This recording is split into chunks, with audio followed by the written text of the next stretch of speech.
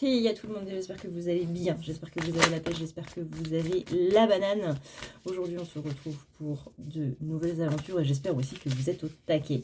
Ce week-end a été un week-end qui a été complètement fou. Complètement fou. Je suis restée tout le week-end sur Twitch. Alors pas en live, hein, moi ma chaîne Twitch, ça fait un petit moment que je l'ai pas allumée. C'est prévu, mais ça fait un petit moment que je l'ai pas allumée. Mais voilà, il y avait plus d'une centaine de streamers, de jeux, etc., etc. Il y avait même Samuel Etienne, hein, pour ceux qui se souviennent, Samuel Etienne sur l'émission France 2, etc., etc. France 2 ou France 3, je sais plus. Mais bref, un présentateur de nos jeunes années, mine de rien, qui s'est mis à Twitch, lui aussi, qui s'est mis aux jeux vidéo. Et il était présent avec d'autres. Et ils ont quand même réuni la somme incroyable de plus de 10 millions d'euros. Alors, j'ai plus le chiffre exact, il me semble que c'est 10 millions et proche des 200 000, je crois, qui vont aller à 5 associations différentes. Ces 5 associations différentes, c'est pour les agriculteurs qui sont en difficulté, que pour les étudiants qui peuvent pas trop se payer un loyer et se payer à manger. Vous avez aussi les produits d'hygiène, etc. Bref, on essaie de faire en sorte que les étudiants s'en sortent, hein, mine de rien, au cours de leurs études, sans pour autant vendre un rein. Il y a une association qui s'appelle Bureau du Cœur, je crois, qui s'occupe de prendre des locaux. Vous savez, dans ces grands immeubles-là, il y a plein de locaux, notamment depuis la crise Covid, qui sont littéralement vides. Donc ils prennent ces locaux-là, ils les réhabilitent en maison, en logement, et ils les filent à des SDF, tout simplement, avec un programme de réinsertion dans la vie professionnelle, avec plein de techniques, de coaching, etc., etc. Et mine de rien, c'est quand même vachement intéressant. Et il y a plein d'autres associations, du coup, notamment le Secours Populaire, qui lutte aussi, enfin qui lutte, c'est pas vraiment lutter, mais qui aide par rapport à ce qui se passe, notamment en Palestine. Et ça aussi, ça fait plaisir. Donc 10 millions d'euros à se répartir dans ces 5 associations-là. Et 10 millions d'euros, c'est énorme, hein, quand même. C'est quand même énorme. Alors, voyons voir un petit peu comment ça se passe. Je sais qu'il y en a qui m'ont dit, ouais, mais on va pas dépasser le record de 2022, du coup c'est un flop, etc., etc. Les gars, je pense que ces personnes-là ne se rendent pas compte de ce que c'est que 10 millions d'euros. C'est-à-dire que même... Non, voilà, dans une vie entière, avec un SMIC, tu n'atteins pas les 10 millions d'euros. Voilà. Même en économisant tout ce que tu veux, tu n'atteins pas les 10 millions d'euros. Mais bon, félicitations à eux. D'ailleurs, j'arrive plus à parler. Félicitations à mon ami Mister Tibout qui a passé lui aussi un week-end de folie. Alors, voyons voir un petit peu. Mais ouais, ça a été vraiment énorme. J'essaierai de vous glisser, parce que je l'ai filmé, du coup. De toute façon, vous l'avez sur les chaînes YouTube. Mais le moment où ils ont atteint les 10 millions d'euros, qui était un moment qui était très, très, très fort en émotion. Et c'était juste relativement incroyable. D'ailleurs, c'est ça que je vais faire. Je vais vous glisser un petit bout de la vidéo, ce moment qui est absolument exceptionnel et très émotif. Et il y a le tirage juste après. Il est minuit 56 et nous avons atteint les 10 millions d'euros pour les associations. Je sais pas si vous vous rendez compte, mais là, ce qui est en train de se passer est complètement fou. On s'en fout si on n'a pas dépassé le record de l'année dernière ou pas. Ce qui est important, c'est d'avoir réuni 10 millions d'euros. 10 millions d'euros. C'est énorme. C'est absolument énorme. Mais ça me semblait important, voilà, de vous mettre ce petit moment-là qui vraiment montre que on peut faire absolument des merveilles, en fait. Quand on est tous unis sur une cause commune, quand on est tous ensemble. Et c'est beau, mine de rien. C'est très beau. Je sais plus si dans la vidéo je dis, mais à un moment, en bas à droite, vous avez tous les dons qui passent en fait. Donc vous avez bien entendu les grosses sommes des personnes qui peuvent se le permettre, hein, comme les entreprises, les gros influenceurs, etc., etc. Et à côté, vous voyez que vous avez plein de petits dons. C'est des dons de 1 euro, des dons de 10 euros, des dons de 2 euros, de 5 euros. Et mine de rien, c'est ça. Alors, il me semble qu'en 2022, ils avaient mis les stats justement de tous ceux qui avaient donné 1 euro. Et c'est juste énorme à quel point ça fait un chiffre absolument incroyable. Et justement, là, du coup, on a la carte de la muse avec la générosité. Alors, voyons voir un petit peu comment ça se passe cette semaine-là. Alors, je sais pas vous, mais moi, depuis hier soir, j'ai une migraine. Mais j'ai une migraine à tel point que parfois, ça me donne la nausée, tellement ça me fait mal. Et c'est vraiment surtout sur le devant, là. Le devant, les tempes. Donc il y a beaucoup de choses qui sont en train de se passer, il y a beaucoup de choses qui sont en train d'être libérées aussi. On sent qu'il y a de l'avancement par rapport à un domaine en particulier, qu'il y a des prises de conscience, que c'est comme s'il y avait une petite graine en fait qui était en train de germer, de faire son chemin en fait. On a du coup le fait de saisir le moment. Et en même temps, on nous demande de nous concentrer sur des objectifs. Alors, vivre dans l'instant présent, oui, c'est très bien, c'est ce qu'il faut faire. Hein. C'est quoi qu'on disait? L'anxiété est liée à l'avenir, la culpabilité au passé, et le présent est joie, etc. Alors, c'est pas exactement ça, hein, parce que, bon, parfois, c'est dans le moment présent où on est au plus mal. Mais il y a ce côté où, voilà, il y a des décisions difficiles qui sont à prendre en ce moment. On a peur de perdre des choses, en fait. On a peur de prendre une décision qui fait que on pourra plus jamais profiter, en quelque sorte, de l'autre option. Voilà, c'est comme si vous aviez deux options et que si vous en choisissez l'une, vous dites définitivement un terme à l'autre. Et on n'est pas encore prêt à prendre cette décision-là. On n'est pas encore prêt à dire complètement au revoir. On n'est pas sûr que ce soit vraiment la finalité qu'on veuille. Donc on prend encore un petit peu le temps de la réflexion. On a l'impression que les temps sont un petit peu durs, même si on sent qu'il y a quand même plus de cool-attitude, on va dire. On se dit de toute façon, je sais que je vais pas prendre cette décision-là maintenant tout de suite. C'est comme s'il y avait un côté égo qui veut te forcer à prendre la décision maintenant, mais c'est pas le cas. Tu sais que tu as encore un peu de marge, tu sais que c'est pas maintenant tout de suite que tu dois le faire. Donc il y a un côté de essaye de calmer ton ego par rapport à ça, parce que ça va juste te mettre par terre en fait. La décision, c'est trop tôt pour la prendre. Littéralement, c'est trop tôt pour la prendre. Et là, effectivement, il va y avoir des catastrophes, entre gros guillemets, où tu risquerais de pouvoir le regretter. Il y aura de la culpabilité si effectivement tu prends la décision maintenant. Elle n'est pas à prendre maintenant, elle est à prendre un petit peu plus tard. Peut-être début 2025, mais en tout cas là on te demande d'avoir un changement beaucoup plus massif en fait dans ta vie. Alors ça peut concerner un déménagement, ça peut concerner le fait de changer de travail ou quoi que ce soit, mais tu vois on parle quand même de quelque chose d'énorme. C'est pas juste je vais changer ma literie ou quoi que ce soit. Là à l'heure actuelle c'est comme si tu n'étais pas dans le bon environnement, dans les bonnes énergies autour de toi, pas spécialement en toi, mais surtout autour de toi pour pouvoir prendre cette décision-là. Il faut que tu sois dans un cadre qui soit beaucoup plus serein, en fait, pour pouvoir prendre cette décision. Donc, c'est littéralement pas maintenant. Tu vois, là, on a le catalyseur qui te dit que tu as besoin de radical change, des changements radicaux pour pouvoir prendre cette décision. Comme on le dit depuis tout à l'heure, je me répète beaucoup. Généralement ce qui se passe quand j'ai des soucis de communication là. Quand le chakra de la gorge qui est un petit peu bloqué, voilà, on te parle d'investigation, on te parle de faire des recherches. Encore une fois, c'est pas le bon moment. C'est comme si en fait tu voulais prendre une décision alors que tu n'avais que 15% de toutes les informations par rapport à cette situation-là. On ne prend pas une décision à 15%. On prend une décision quand on a au minimum 60% d'informations par rapport à tout ça. Donc là, clairement, si la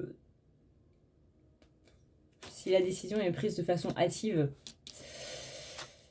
effectivement, tu risques de t'en mordre les doigts. Parce qu'il y a ce côté impatient en fait.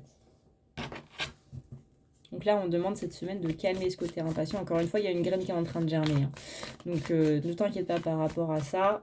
Tout va bien se passer. Ça peut être par rapport à une relation, ça peut être par rapport à d'autres choses, par rapport au pro, par rapport au perso, par rapport à divers trucs. Mais encore une fois il y a ce côté, tu as le temps.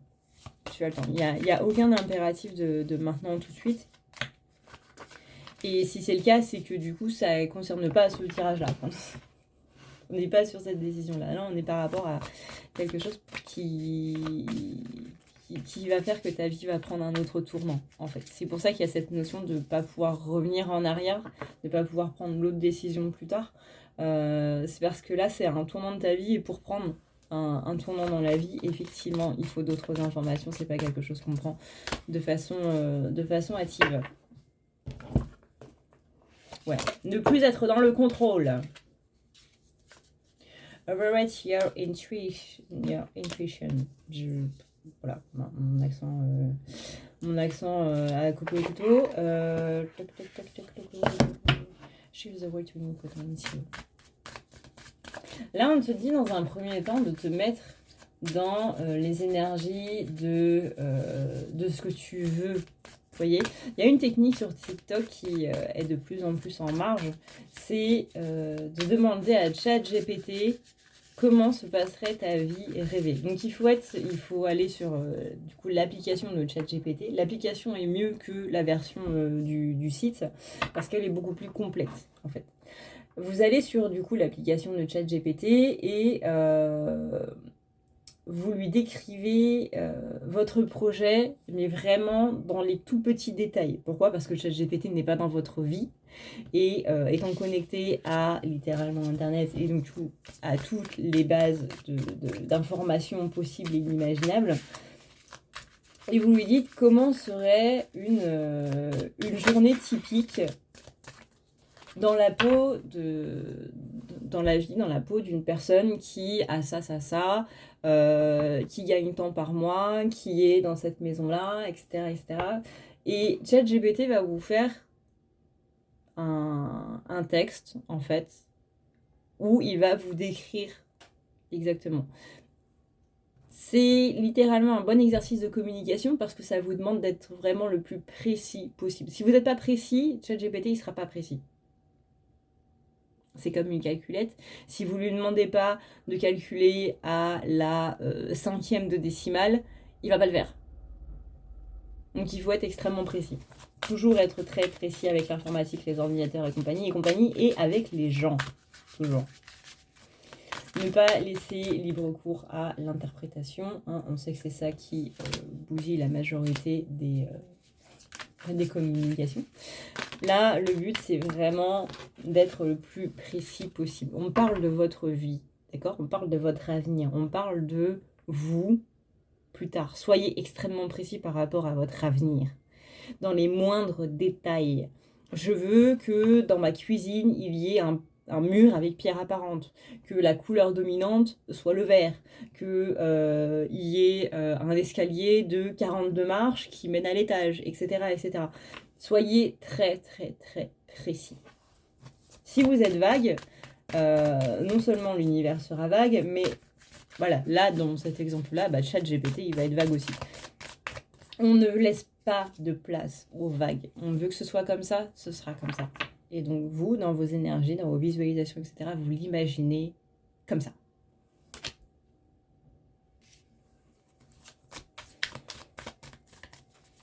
On vous dit de vous relier à votre créativité. Ça, c'est parfait comme exercice pour vous relier à votre créativité. Et vraiment, le fait que... alors, vous pouvez demander à ChatGPT de le faire sous forme de roman. Hein, Il est très bien capable de ça, étant donné qu'il y a des étudiants qui l'utilisent pour faire une dissertation complète. Voilà. Donc il peut, plutôt que de faire des annotations numérotées, il peut vous le faire sous forme de roman. Bon, par contre, vous n'avez pas le droit de le vendre après le roman, hein, forcément.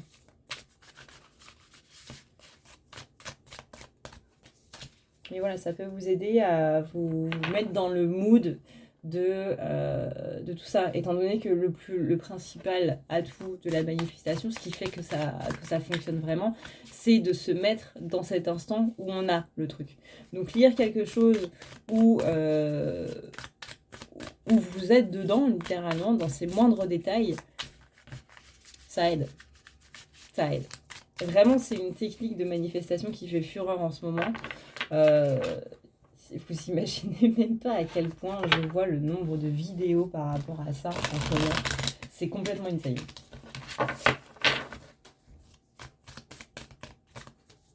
Donc là, on vous dit que c'est le bon moment justement pour vous rebrancher sur vos objectifs, des objectifs qu'on avait peut-être un petit peu laissés de côté hein, durant cette sortie du mode de survie.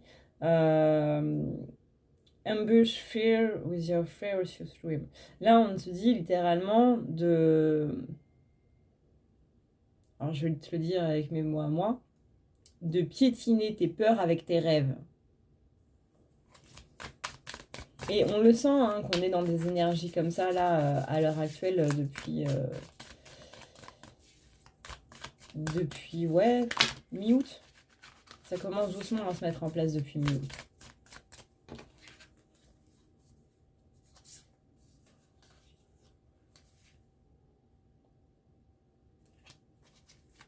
Ouais, ne te détourne pas des belles choses. C'est bien de s'attarder sur les soucis pour les régler, etc., etc. Mais ne pas oublier non plus de s'accorder des moments de douceur. C'est bien de régler les problématiques, de régler les soucis administratifs, financiers, relationnels et tout. Mais c'est bien aussi de voir les belles choses. Voilà, tu es la muse de l'univers par rapport à ta propre vie. C'est toi qui inspire l'univers à t'envoyer et à te donner les choses par rapport à ta vie.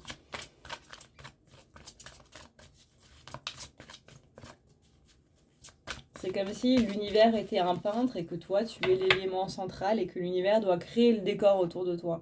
Eh ben, montre-lui ce que tu veux.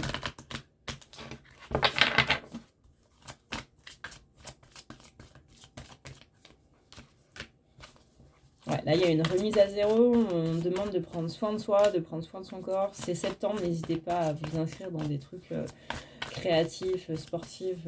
Renseignez-vous auprès de votre commune, auprès de votre mairie.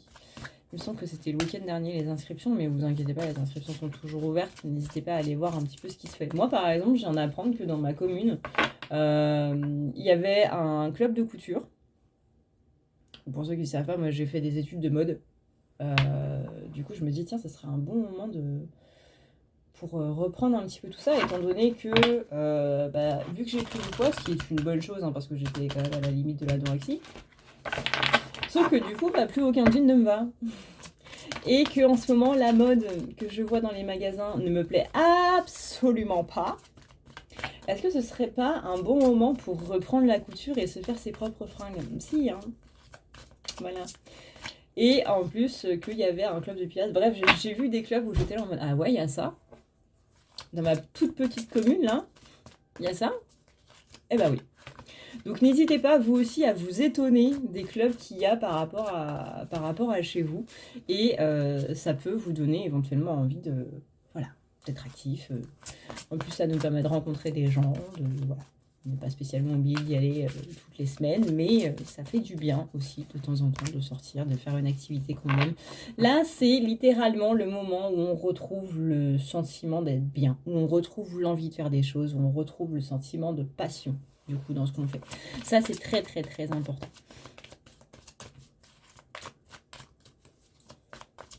Voilà. On parle d'être avec des relations à haute fréquence, donc ça... J'entends beaucoup autour de moi, alors vous qui êtes sur la chaîne, je sais que vous c'est votre cas depuis un petit moment, mais vous voyez, même les gens qui sont pas ouverts, entre guillemets, qui sont pas du tout dans l'ésotérisme ou quoi que ce soit, on s'en fout qu'on soit pas dans l'ésotérisme.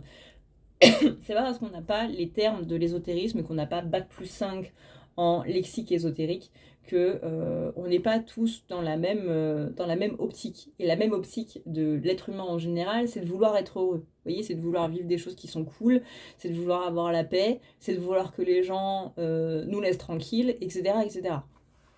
Et là, j'entends de plus en plus des gens qui sont en train de me dire, je veux être avec des gens qui n'ont pas envie de me faire du mal, je veux être avec des gens qui, autour de moi, sont comment dire, sont sur les mêmes vagues que moi, en fait. Qui n'ont pas spécialement les mêmes objectifs, mais en tout cas des gens qui m'encouragent, des gens qui me portent, des gens qui sont simplement ce que nous, en ésotérique, on va dire des gens qui sont alignés avec moi, des gens qui sont sur la même fréquence, etc. etc. Et bien ça, c'est quelque chose qui tourne de plus en plus dans la tête des gens en cette fin 2024. Donc vous voyez, il n'y a pas besoin d'être spécialement ouvert par rapport aux énergies et tout. Les gens sont littéralement dans les mêmes énergies. On parle d'énergie mondiale, etc. C'est juste que ça ne se transmet pas de la même manière. Donc certains, ça va prendre plus de temps. Encore une fois, vous, par exemple, les relations de la même fréquence, vous savez que c'est quelque chose qui est important depuis longtemps. Je pense notamment aux anciens de la chaîne à ne pas regarder la nuit. Ça fait des années qu'on sait ça. Enfin, qu'on sait ça, qu'on en parle sur les vidéos, etc., etc. Mais là, j'ai envie de dire, ouais, c'est pas parce qu'on n'a pas le même langage qu'on n'a pas les mêmes envies. J'entends beaucoup de gens qui disent que les non connectés, ceux qui sont pas du tout dans l'énergétique et tout, ils sont plus lents, ils sont plus si, que ce serait bien pour eux de s'ouvrir, blablabla. Est-ce que c'est pas ce genre de discours justement qui fait que on s'enferme dans des trucs? Parce que l'une des phrases les plus vraies dans ce monde, c'est si tu crois savoir, tu arrêtes d'apprendre. Et je trouve que cette phrase est vraiment très très très vraie. À partir du moment où on se dit non mais moi ce que je sais est juste, parce que je le sais, donc si je le sais, c'est forcément que c'est juste, et ne plus se dire ok je vais m'ouvrir à d'autres points de vue, je vais m'ouvrir à d'autres trucs, comme ça va élargir encore plus ma vision du truc et l'analyse que je peux en faire, etc. Parce que c'est pas ta version est forcément nulle, tout machin, c'est ta version peut s'accorder avec la mienne, ta version peut se conjuguer avec la mienne. Et donc du coup, on a un truc encore plus grand. Bah non. Ah bah non. C'est dommage, quand même. Donc là, on parle de réveiller son potentiel, on parle de laisser les choses se faire, et c'est en laissant les choses faire qu'on est sur le bon chemin. Que on appelle à la méditation aussi. Alors c'est pas spécialement méditation, vous vous mettez en tailleur avec de la musique douce, un encens qui est allumé, et puis paf, vous êtes en mode non. Moi personnellement, je suis absolument incapable de faire ça. Je suis beaucoup trop hyperactive pour faire de la méditation de cette façon.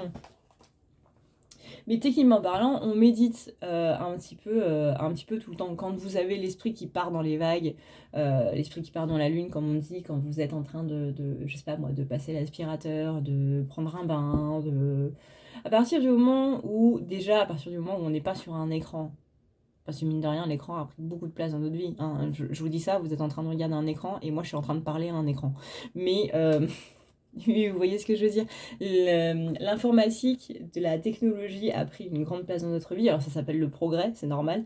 Mais il faut aussi des moments où on revient tout simplement aux bases. Il y avait une étude que j'ai lue où, je crois que c'est en Suisse, où il y a des écoles maternelles et des écoles maternelles qui ont retiré tous les jeux en fait des salles de classe. Et le premier jour, ça a été très dur pour les enfants, forcément. Et le deuxième, ils ont commencé à inventer des choses. Ils ont commencé à faire des cabanes. Ils ont commencé à... Vous savez, ils prennent les duvets pour la sieste et avec les oreillers et tout, ils font des cabanes avec les chaises et tout, machin. Les trucs qu'on faisait quand on était petit, quand on n'avait pas d'écran, en fait. Et les instituts ont pu voir que ça a boosté la créativité des enfants, que ça a boosté leur sens d'analyse de leur environnement et de créativité du coup, et de tout ça en fait. Et nous, on se dit, ouais, mais ça c'est normal, c'est par rapport aux enfants, etc., etc. Mais nous, adultes, littéralement, aller dans une salle d'attente, aller dans un métro, dans un bus, peu importe, imaginez le nombre de gens qui sont sur leur téléphone.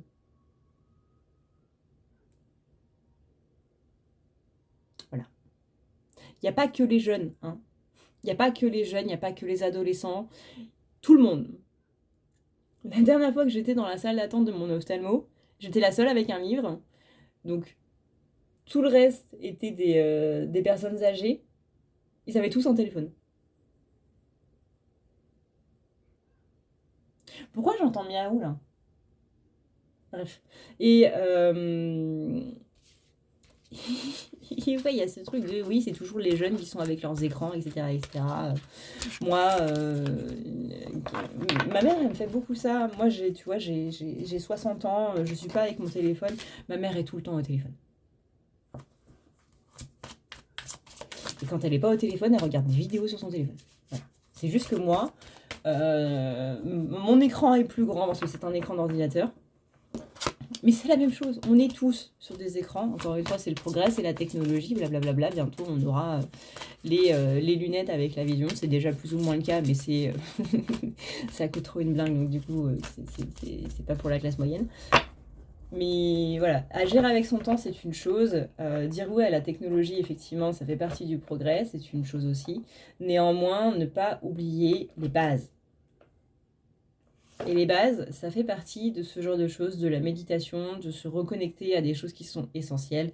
Ça peut être la nature, ça peut être simplement passer du temps avec vos animaux, ça peut être plein de choses. Mais voilà, il y a ce côté de revenir aux bases.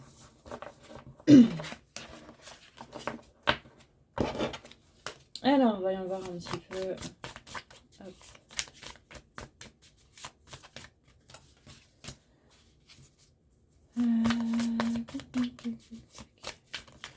Ouais. Donc on parle là d'attendre le changement radical. Vraiment, encore une fois, c'est pas le moment de prendre une décision. On a vraiment ce côté où laissez faire le timing divin qui est en train de se charger de planter le décor. Changer de décor. Attendez que le décor soit mis et ensuite changer de décor. Et là, vous verrez que la décision, elle va venir d'elle-même. Pour l'instant, encore une fois, vous n'avez pas assez d'informations pour pouvoir prendre cette décision-là. Donc attendez les 65%. Voilà. J'espère que cette vidéo vous aura plu. Petit blabla, etc. etc. Je regardais s'il y avait la pluie parce qu'il y a le lance qui est dehors et ce serait quand même dommage qu'ils prennent l'eau. Je vous fais d'énormes bisous. Je vous dis à une prochaine dans une prochaine vidéo. Prenez soin de vous. Ciao, ciao.